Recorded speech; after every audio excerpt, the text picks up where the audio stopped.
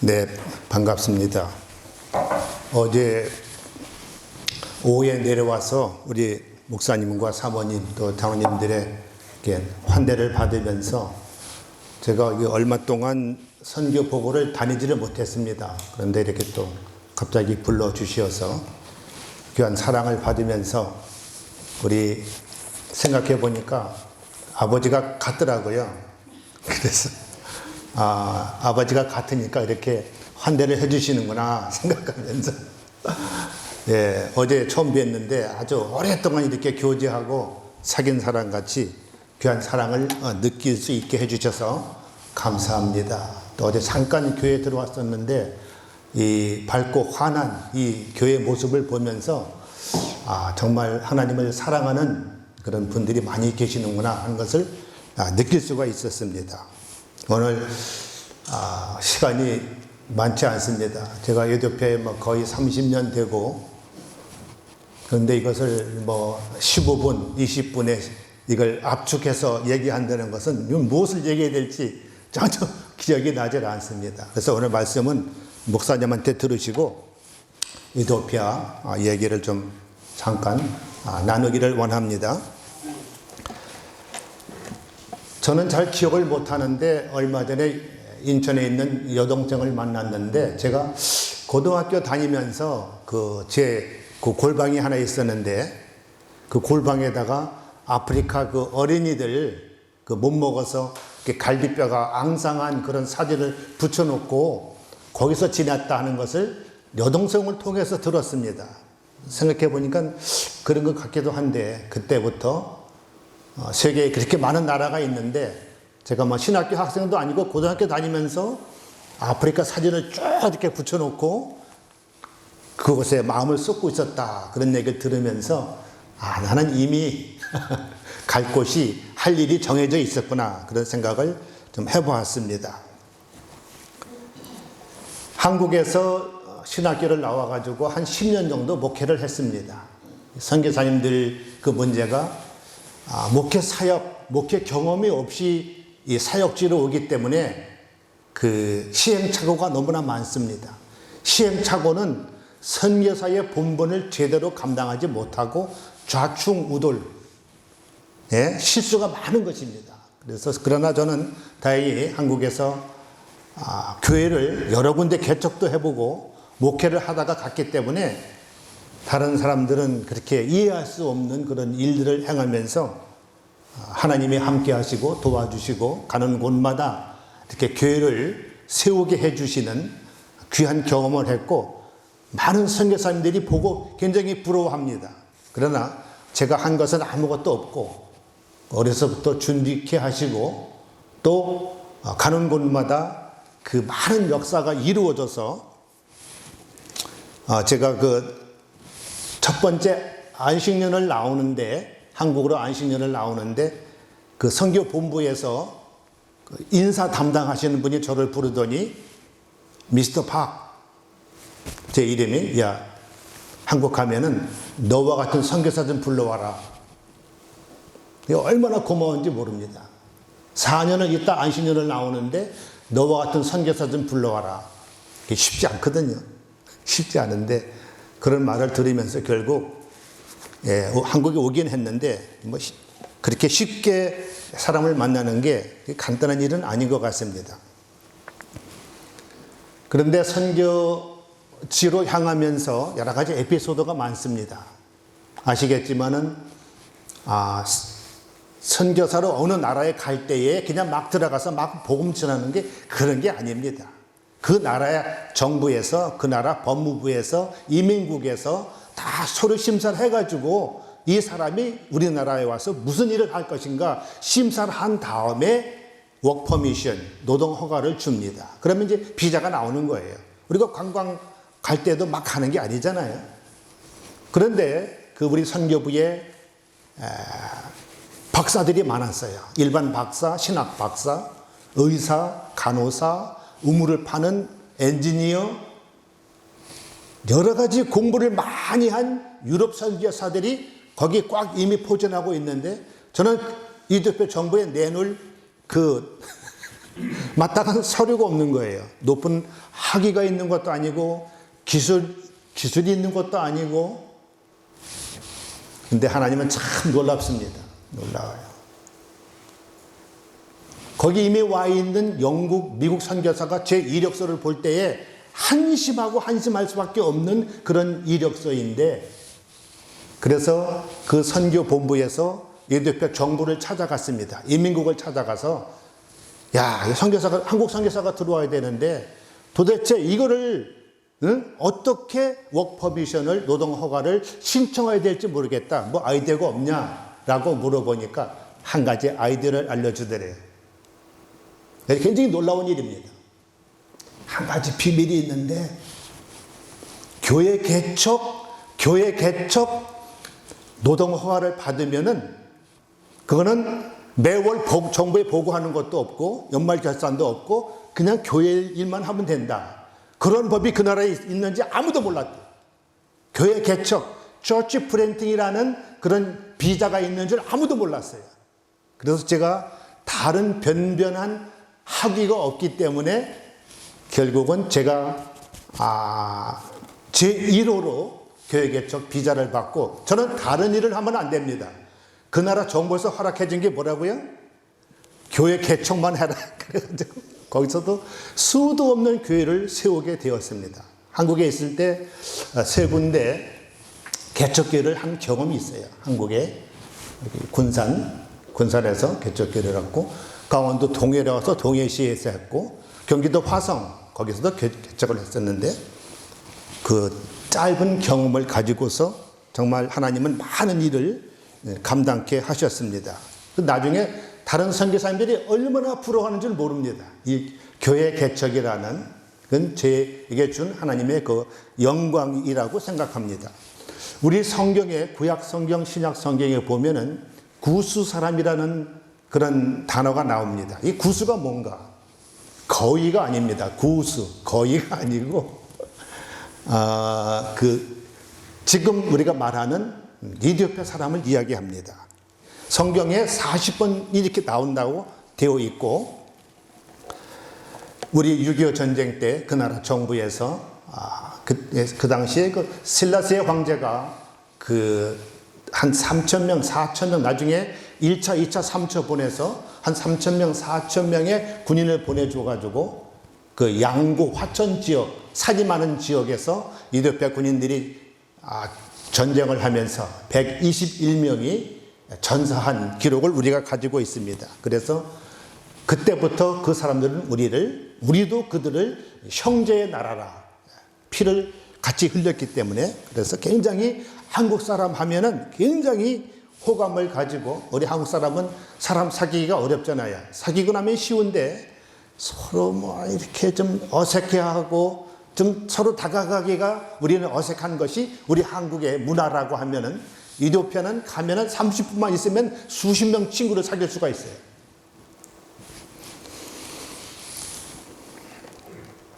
에티오피아나 그 밑에 케냐나 문제가 하나 있는데, 그것은 종족이 많아요. 종족 개념은 얼굴이 아닙니다. 제가 볼 때 얼굴이 똑같아요. 종족 개념은 언어입니다. 한 나라에 80개 언어가 있고 케냐도 그 정도 됩니다. 약 80여 개. 이 종족 간의 갈등 굉장히 심합니다. 한 종족이 정권을 잡으면 다른 종족들이 시기하고 질투하고, 그래서 아프리카는 그 종족 간의 그 갈등, 이것 때문에 나라가 시끄럽고 쿠데타가 항상 일어나고 막 그러한 문제가 같습니다. 에티오피아 좋은 점은 그들이 자랑하고 있는 아프리카에 문자 있는 나라가 한 나라밖에 없습니다. 문자를 가진 나라, 그것이 바로 에티오피아입니다. 다른 나라는 그 라틴어, 영어 알파벳을 빌려서 언어를 표기하는데, 여기는 고유 문자가 있어가지고 그 고유 문자로 성경을 만들고 찬송을 만들고 굉장한 나라입니다. 전체적으로 볼 때에 그 정교회, 콥틱 정교회가 한 35% 정도 되고요. 그 다음에 이슬람이 한 40%, 그 다음에 개신교가 지금 10%를 넘어섰습니다. 굉장히 하나님이 사랑하는 나라로 그렇게 저는 그렇게 알고 있습니다. 이제 그곳에 가서 10개월 동안 언어를 배우고 제 사역지인 랑가노 호숫가로 갔습니다. 갔더니 거긴 또 다른 말을 쓰고 있는 거예요. 그 나라 공용어를 10개월 배우고 겨우 어린아이 같은 말을 하면서 거길 갔더니 거긴 언어가 달라요. 참 한심하더라고요. 가는데 거기에 주일날이 됐는데 3명인가 4명 모였어요. 첫 예배에 서너 명 모였는데 보니까 다 거기 선교 그 울타리 안에서 일을 도와주고 있는 일꾼들이에요. 예? 마당 쓸고 밤에 경비 서고 청소해주고 그런 사람들이 서너 명 주일 예배에 왔더라고요. 가니까 언어도 다르지요. 근데 제 앞에 있던 독일 선교사 부부가 있었는데 이 사모님이 임신을 했는데 사고가 나서 그 하혈을 심하게 하다가 병원으로 싣고 가는 도중에 차에서 그냥 숨졌어요. 그래서 그분이 그런 사고가 생기는 바람에 한국 선교사 우리 부부를 그쪽으로 보냈는데 거기에 가서 참 막막하더라고요. 이거 선교사가 선교를 하러 왔는데 이걸 어떻게 무엇을 시작해야 될지 답이 안 나와요. 근데 마침 홍수가 났습니다. 그 옆에가 랑가노 호수인데 홍수가 나면은 그 주변에 있는 여러 그 개울이 그 호수물로 들어갑니다. 그런데 홍수가 나가지고 주변에 그 초가집들, 원주민 집들이 다 물에 잠겼어요. 신방을 갔습니다. 가서 한국에서 배울 때, 어릴 때 수해 의연금, 우리 한국에 수해를 당한 사람들을 위해서 그때 우리가 돈을 내는 그게 습관이 있어가지고 가서 한 5천 원씩 4집, 5집에 5천 원씩 나눠줬어요. 한국 돈으로 5천 원 정도. 근데 여기서부터 일이 시작된 거예요. 한국에서 5천 원 주면은 내가 거지냐? 그럴 텐데, 그 사람들은 굉장히 큰 돈이잖아요. 아니, 우리가 그 사람들이 지금까지 보아온 것은 노랑머리에 파란 눈에 외국 서양 선교사인데 어디서 키도 조그만 게 말도 못하는 게 와가지고 5천 원씩 나눠주니까 이 사람 눈이 동그래가지고 교회 다 나왔어요. 그 집에 애들이 얼마나 많아요. 애들 보통 5명, 8명, 10명까지 있어요. 애들을 다 데리고 교회로 왔어요. 야, 선교가 이런 것이구나. 그 다음에 또 이상한 일이 또 일어났어요. 이상한 일은 나온 사람들이 이슬람이에요. 이슬람. 예수 믿다가 낙심한 사람들이 아니고 이슬람, 아주 대대로 이슬람 그 사람들이 교회에 나와가지고 제가 말을 못하니까 공용어, 영어가 아니고 그 나라 공용어를 떠듬떠듬 하면은 다니면서 자기 종족 언어로 통역을 해줬어요. 그래서 그 사람들은 신학교육을 받은 것도 아닌데 그냥 자원에서 나가지고 내가 어디 가든지 같이 가겠다. 통역을 해줘가지고 처음에 서너 명 모이던 그 교회에 금방 100명이 넘게 성도가 모였습니다. 할렐루야. 그 선교부에서 깜짝 놀랐어요. 수십 년 동안 그곳에 선교사를 보내고 클리닉을 짓고 학교를 세우고 방앗간을 만들어주고 막 돈을 수도 없는 미국 돈을 쏟아부었는데 교회는 서너 명. 요거 아니면 요거, 서너 명. 그런데 이상한 한국 선교사가 오더니 갑자기 성도가 100명이 넘었어요. 저한테 물어봅니다. 미스터 박, 이게 어떻게 된 일이냐? 제 대답은 뭘까요? 나도 모른다. 나도 모르겠어요. 이게 무슨 일인지 나도 모르겠어요.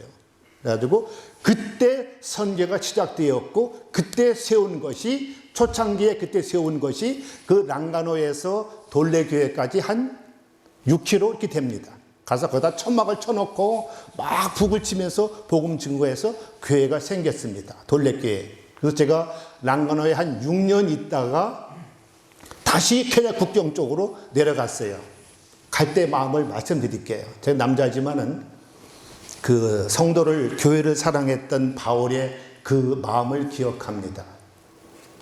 그 사도 바울의 마음이 어머니 마음이 있었고 아버지 마음이 있었어요. 데살로니가 전서에 보면은 그런 아버지 마음, 어머니 마음이 나오는데 제가 남자지만은 아이를 낳고 개울가에 두고 떠나는 그런 어머니 마음. 이제 돌레교회가 새로 생겼는데 그것을 양육하고 제자 훈련을 시키고 좀 강하게 만든 다음에 떠나야 되는데 제 마음이 또 하나님의 인도하심 속에서 케냐 국경 쪽 야벨로로 가면서 이 돌레교회가 정말 그 어린 아이를 강가에 놔둔, 개울가에 놔둔, 그 기어서 강으로 들어가면 어떻게 해요? 그 끝나는 거잖아요. 그런 마음이 있었는데 몇 년 뒤에 소식을 들으니까 교회가 부흥하고 교회가 성장하고 할렐루야. 예. 거기가 황량한 지역입니다. 주변에 농사가 잘 안 됩니다. 이슬람 지역입니다. 예, 이슬람 지역. 라마단 때 금식 기도하고 전혀 복음이 들어갈 곳 같지 않은 그곳이었지만 돌로교회가 성장하는 소식을 들으면서 얼마나 감사했는지 모릅니다.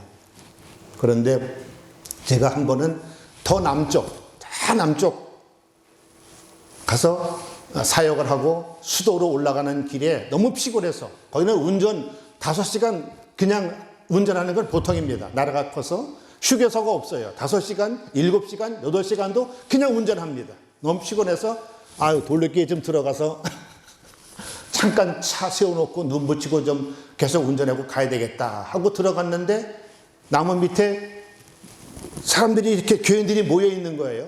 무슨 일인가 가봤더니 여전도회에서 회의를 하고 있는 거예요. 여전도 회원들이 한 5명, 6명이 모여서 회의를 하고 있는데 내용을 들어보니까 우리 이거 진흙교회 신개미가 파먹어서 이게 언제 넘어질지 모르는데 새로운 교회를 시멘트 브로크로 교회를 짓기 위해서 지금 회의를 하고 있는데 여전도 회원들이 시멘트 브로크 한 장, 한 250원, 300원, 400원 하는 시멘트 브로크 한 장씩 우리가 마음으로 작정하고 그 하나씩 이제 하나님께 바치기로 회의를 하고 있습니다. 제가 감동 먹었죠. 그러면서 그 사람들이 저한테 미스터 박, 너는 우리 교회를 짓게 되면 브로크 몇 장 할 거냐? 전 갑자기 대답을 못하니까 하나님이 힘 주시는 대로, 하나님이 주시는 대로 나도 힘껏 교회를 지을 때 돕겠다. 그리고 모셨어요. 회의를 하고 있는데 남 밑에서 잠깐 눈을 붙일 수가 없어서 그냥 차를 몰고 수도로 올라왔는데 한국 G미션에서 전화가 왔습니다. 선교사님, 저기 남해안에 어떤 교회에서 나중에 보니까 항천교회에서 교회를 짓기 원하는데 교회를 하나 추천해 주세요. 이거 생각해보고 기도할 것도 없어요. 올라오는 도중에 들어갔더니 성도들이 교회를 짓기 위해서 브로크 한 장씩 하나님께 바치려고 하는 그 장면을 보고 왔는데 생각해 보겠습니다. 기도해 보겠습니다. 답이 필요 없어요.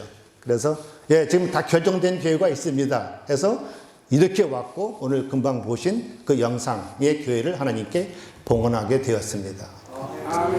저는 부족하고 정말 미련한 이런 사람인데 쓸모없는 사람인데 저기 강원도 산골짜기 이 골짜기에서 이렇게 보면 하늘만 빼꼼히 보이는 이런 데서 지내는데 하나님께서 거기까지 보내셔가지고 가는 곳마다 교회를 세게 해주셔서 지금 거의 100개를 다 세웠습니다. 근데 아직 100개는 안 되었어요. 그리고 돌레교회도 추가된 거죠. 그래서 제가 아직은 얼마나 더 하나님을 위해서 봉사하게 될지는 모르겠습니다. 10년, 15년, 아니면 1년, 그건 하나님은 아시는 숫자인데, 그래서 100개 교회를 하나님께서 에티오피아에 채우시지 않겠는가, 그런 생각을 하면서 지금 지내고 있습니다. 그래서 서양 선교사들은 목회를 하는데, 선교를 하는데, 그 현지인, 까만 사람들하고 눈에 안 보이는 울타리가 있어요. 한국 선교사는 그게 없습니다. 울타리. 우리는 함께 뒹굴고, 함께 먹고, 함께 자고, 거기 시골 교회에 가서 이렇게 시골 지역에 가서 전도하려면은 벼르게 하고 빈대가 엄청 많습니다. 여긴 다 연로하신 분들이 많으시는데, 벼룩 빈대 아시죠? 말도 못해요. 벼룩은 견딜만 합니다. 벼룩인 조금 여기 와서 점심을 먹고 저녁을 먹어도 그건 견딜만 근데 빈대는요, 한번 물리면은 일주일 여럿이 가렵습니다. 빈대는 얼마나 가려운지는 몰라요. 한 번은 잠을 자라고 귀한 선교사가 왔다고, 백인 선교사가 왔다고 매트레스, 그 스폰지, 매트리스 맞나요? 그걸 내줬는데 잠을 자는데 그 매트리스 속에 빈대, 거기가 빈대 소굴이었어. 빈대는요, 가만히 있다가 이렇게 사람이 거기서 뒹굴뒹굴 하면은 이제 먹을 게 왔구나 그러고 튀어나오는 거예요. 수도 없는 빈대가 달라붙어가지고 한 잠도 못 잤어요. 그래서 선교사는 선교지에 갈 때 성경책보다 랜턴, 그 후레시하고 그 스프레이 그걸 꼭 가져다녀야 돼요. 그 다음에 성경을 챙겨야 돼요. 그냥 농담의 얘기지만은 한번 물리면요. 그러니까 아들, 손자, 며느리가 다 모였어. 빈대가. 조그만 것부터 큰 것까지. 운전을 하고 가면은 이 양말 그 신은 위에서부터 뭐가 슬금슬금 올라오는 게 느껴집니다. 그건 벼룩이에요. 그건. 낮에 운전을 하면은 양말을 타고 올라와서 그 다음에 양말과 살이 닿는 그 부분 그 위로 또 기어 올라옵니다. 그러면은 운전하다가 차를 세워놓고 숲속으로 혼자 쓱 들어갑니다. 왜? 뒤에 현지인들이 타고 있는데 보면 서로 민망하니까 화장실 이제 차를 세워놓고 숲속에 들어가서 그걸 딱 털고 나와서 계속 운전해 갑니다. 지금 이제 지미션에서 얼마 전에 저를 전 세계 순회 선교사로 파송을 해 줬는데 지금까지 코로나 때문에 꼼짝 못하고 있다가 이제 사역이 시작됩니다. 그래서 선교의 그 경험을 바탕으로 전 세계에서 수고하시는 선교사님들을 여러 가지로 도울 수 있는 방법이 여러 가지가 있겠죠. 그래서 지금 기도하고 준비하고 있는 가운데 이 황천교회를 내려오게 되었습니다. 그래서 거기 시골에 가면은 그 나라 시골에 가면은 주민들이 자동차가 없어가지고 아무 때나 와서 급한 환자나 또 산모가 있으면 와서 차를 태워달라고 합니다. 그러나 아무 때나 차를 몰고 태우고 병원을 가든지 이렇게 해야 되는데 한 번은 산모를 태우고 병원을 가는데 이제 아기는 언제 나올지 몰라요. 산모를 태웠어요. 그 신랑도 탔어요. 길이 비포장도로입니다. 산모를 태고 가다가 이래지니까 그냥 아기가 나와버렸어요. 병원도 도착하기 전에 아기가 나와가지고 저는 처음입니다. 차 속에서 아기가 태어났는데 무슨 뭐 가위가 있는 것도 아니고 가재가 있는 것도 아니고 소독약이 있는 것도 아니고 하여튼 거기서는 말로 다 할 수 없는 여기서는 상상할 수도 없고 믿을 수도 없는 일들이 너무나 많이 일어났어요. 그러나 여기까지 오게 된 것이 다 하나님의 은혜고 또 이렇게 가정 같은 교회, 이 따뜻한 교회를 만나게 해주신 하나님께 감사하면서 함께 기도해 주셔서 우리가 아버지 앞에 설 때에 결산 보고서 내야 됩니다. 얘야 너는 땅에서 뭐하다 왔니? 저는 아침도 먹고 점심도 먹고 밤잠도 먹고 먹다가 왔습니다. 이건 상관없어요. 예수님 말씀 저는 사랑하는 말씀이 있습니다. 요한복음 17장에 아버지께서 내게 하라고 주신 일을 이루어 땅에서 아버지를 영화롭게 하였사오니 예수님이 이 땅에 오셔서 아버지께서 받은 그 사명이 있었어요. 그 사명을 감당함으로 아버지를 기쁘시게 했던 것 같이 저도 하나님께 받은 사명이 있고 우리 모든 성도들은 하나님께 받은 사명이 있는 줄 압니다. 그 사명을 알고 감당하는 사람들 귀한 상급, 큰 상급, 영원한 상급이 있을 줄을 믿습니다. 믿는 자에게 자유함이 진리를 알지니 진리가 너희를 자유케 하리라 하셨는데 예수님이 말씀하신 그 자유가 그 참 자유가 여러분의 삶을 인도하시고 영원한 자유로 인도해 주시기를 소원합니다. 감사합니다.